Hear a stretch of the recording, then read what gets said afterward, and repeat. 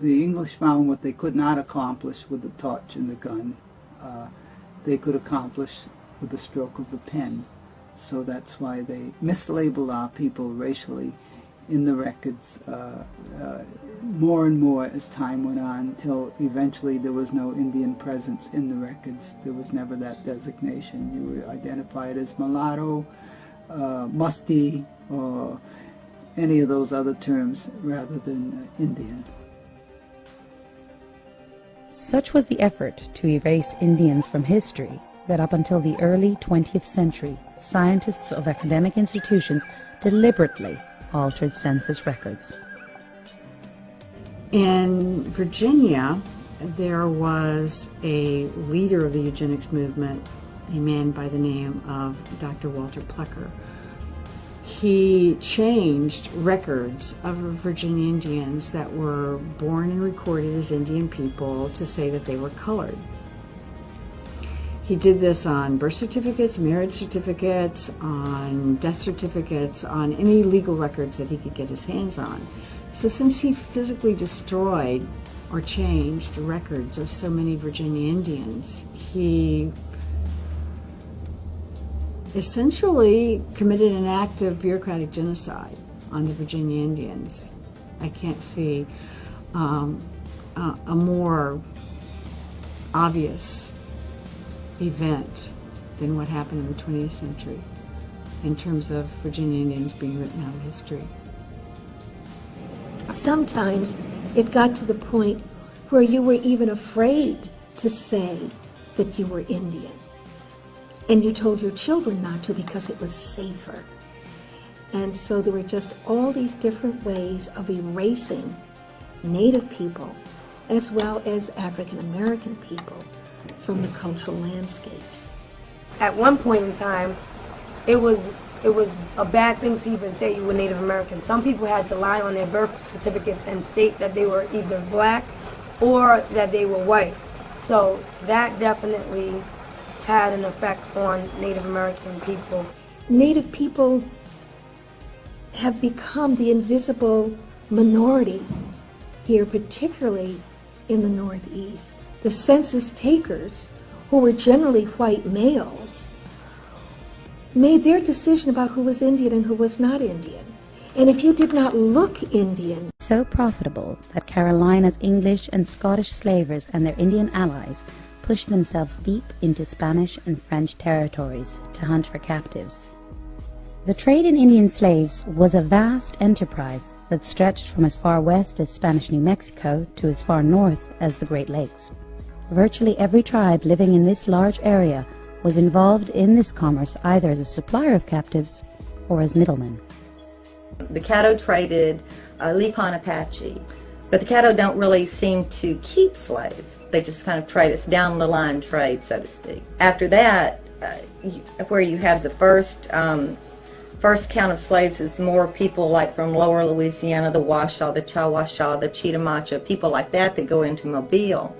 By the time they're settled up here and the system is well entrenched in the French trading system, the primary source of slaves was coming from the West. Many indigenous nations suffered due to enslavement. On the Atlantic seaboard, entire tribes were sold into slavery to the Caribbean. A compelling example of Indians being sold into slavery in Virginia that's often overlooked is what happened to the Nansadeko people in 1704. That's actually the one instance that we have where a tribe was essentially eliminated as a result of a conflict here. And a small party of those Nansadeko Indians committed a killing of one family, the John Rowley family.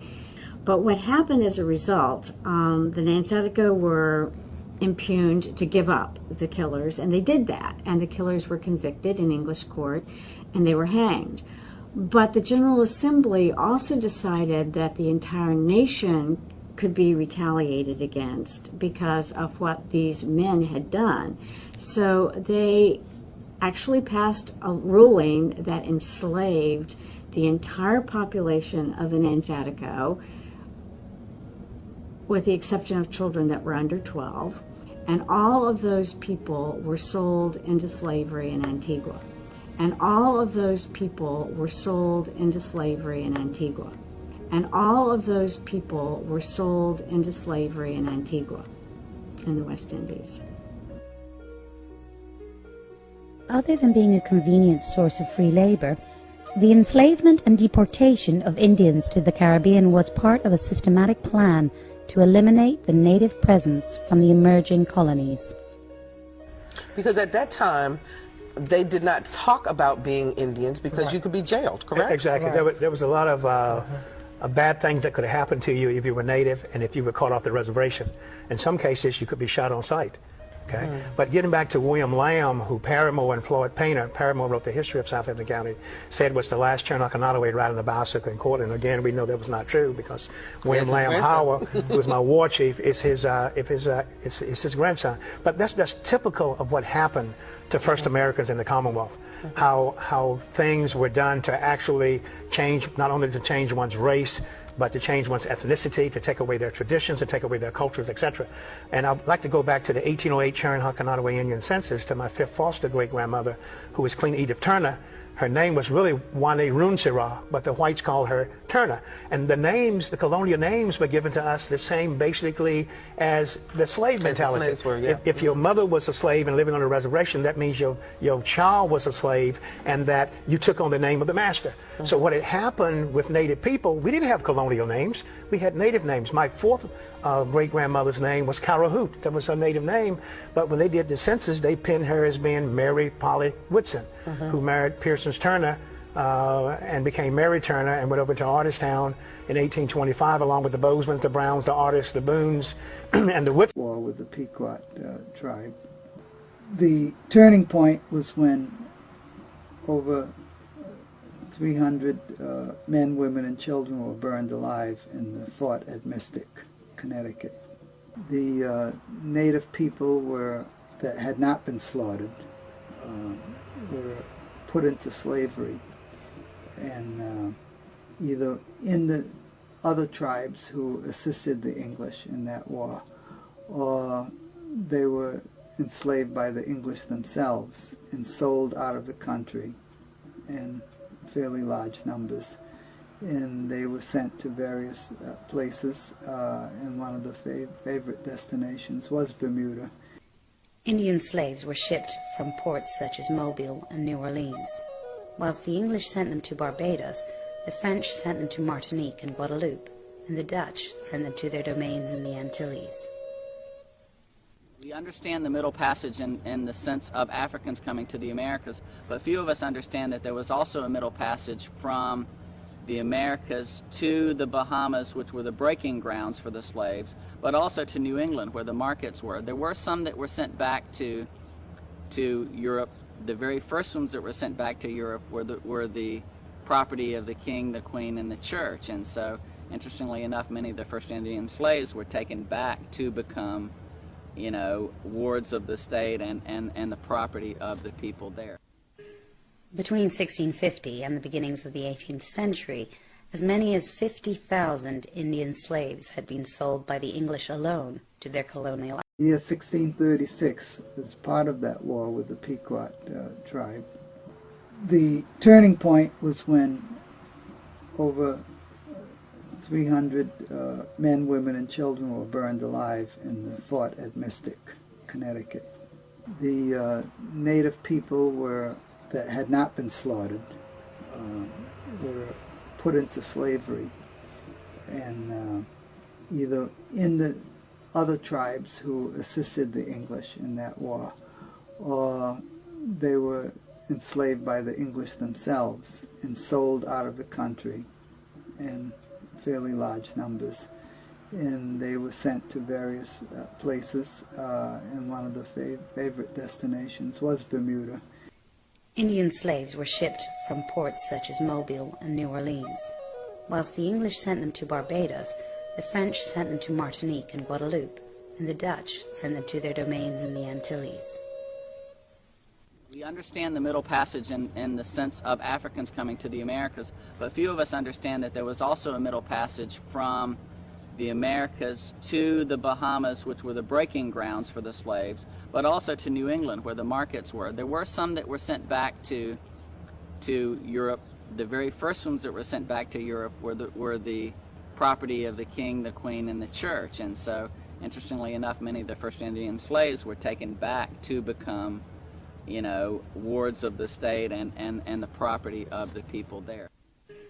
Between 1650 and the beginnings of the 18th century, as many as 50,000 Indian slaves had been sold by the English alone to their colonial outposts in the Caribbean.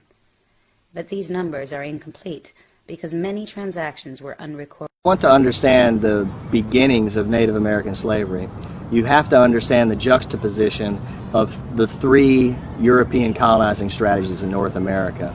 And they were the fur trade in the Northeast, the plantation system in the South, and the Spanish mission system in Florida. One of the most poignant examples of the disruption of Indian slavery on native groups can be seen through the Appalachian Indians. When the English colony of Carolina developed in 1670, very shortly afterwards, the Appalachee became a primary target for Indian slave raids from Carolina. By 1704, the mission was devastated by these slave raids, and many Appalachee were killed. A vast majority of the remaining Appalachee were sold into slavery in Cuba. Were sold into slavery in Cuba. Were sold into slavery in Cuba. No sign remained of the Appalachies' flourishing culture after the incursions of the English and Indian slave traders. Their temples were burned down, their magnificent council houses were destroyed, and their fields were abandoned. What was once a powerful nation of more than 6,000 people was reduced to a handful of scattered survivors. If you look at the old censuses, you will see people who clearly we know are of Native American ancestry categorized as colored people or mulattoes. So there are many African Americans today, people socially identified as African Americans, who have Indian ancestry, and I think that's why you see now at the beginning of the 21st century, you see them trying to reclaim their Indian heritage. I think for the first time, they're now being given the opportunity to do so. I'm William Attlee, and this is a news brief with truth. See the men on the screen. They are the ancestors of the African American, but there is a problem: their true identity. Thomas McNeely has the story. Well, William, the African American community is deeply divided due to the tagline, African Americans ain't Africans, which can be found in numerous places on the web. Now, it should be obvious as to why it's causing a commotion, but if it escapes you, let me explain. The current American education states African Americans were brought to America as slaves from Africa, which is simply not true. They are American indigenous, not descendants of Africans. As they say, the truth is stranger than fiction. Although this fact isn't spoken of openly, it's not a secret. However, with programming such as Roots, 12 Years a Slave, The African American Story, and the Book of Negros, is it any wonder why so many African Americans are confused? We won't address all the misleading DNA tests being provided to connect African Americans to Africa. So, the argument is, do they continue identifying as African Americans, which is a fake identity for them, or embrace being identified as indigenous Americans? Are there any consequences of choosing one identity over the other? William, that's a good question. According to African Americans Ain't Africans Facebook forum, identifying as African American is to quietly relinquish ancestral connections to America, connections that go back hundreds of thousands of years. A curious story, but one appropriate for February, which is Black History Month in the United States. What's a conundrum? a story worth keeping an eye on for further developments. Thank you, Thomas. The drawing used in this presentation is from the 16th century book, America, being the latest and most accurate description of the New World by John Ogilvy and Arnoldus Montanus. As you may have guessed, the men in the drawing are American. I'm William Attlee, and this has been a news brief with truth. The term African American to refer to all black people was endorsed only since 1989, but was against the desires of the majority of black people. In fact, the term was endorsed by only 5 people, including Reverend Jesse Jackson and Ramona Edlin leading the charge, as a result of a gathering called the African American Summit, without the input of the majority of black people.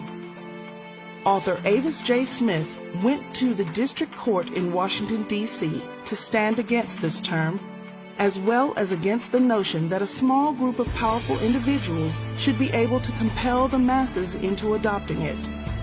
African American, the opposition court case, asks the question, who sanctions language? Who creates and enforces the wording that we use day in and day out? And do these people actually have the authority to do so?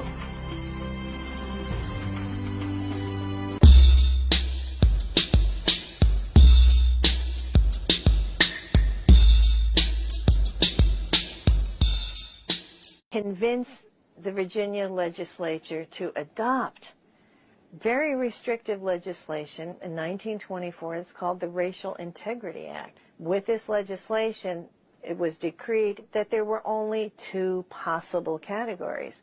One is white, which means a person, you check that you're white if you have white ancestry, Caucasian ancestry, and absolutely nothing else. The other category is everybody else, and that's colored.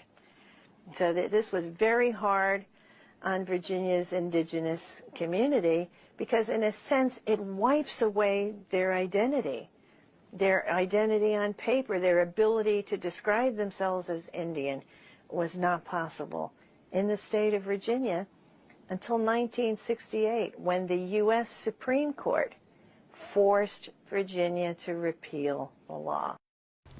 The history of the Pokanoket tribe actually was the headship tribe of what you call the Wampanoag Nation today. But when the English came to this country, this whole area was known as Pokanoket country, or King Philip country later on. Any map prior to the King Philip War will stay right on it, Pokanoket country. So Wampanoag is a name that was given to us during the King Philip War, around the year 1675, 1676, when the colonists outlawed the word Pokanoket and made it illegal for you, if you were male 14 years of age or older, to say you were Pokanoket. And they started calling us Wampanoag at that time. And that was a law that was on the books until after the year 2000. And if you were 14 years of age or older and you were male, they would kill you on sight if you. At that time, there was a lot of people that was using what we call pencil genocide. In other words, they were changing documents in the town halls and this and that, and unless you had some question about it, you didn't even know it.